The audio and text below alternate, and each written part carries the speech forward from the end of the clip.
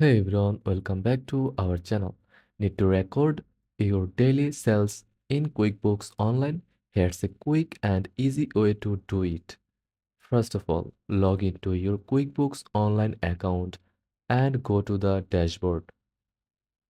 Click on the plus icon for new button and select sales receipt to enter daily sales manually.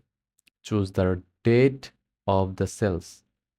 Enter the total amount and select the payment method.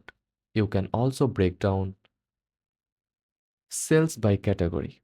Don't forget to apply any sales tax or discounts to keep your records accurate.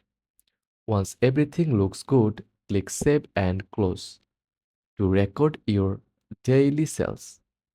And that's it. Keep your finances in order by recording daily sales the right way to QuickBooks Online. If this guide was helpful, don't forget to like and subscribe for more quick tips. Thanks for watching.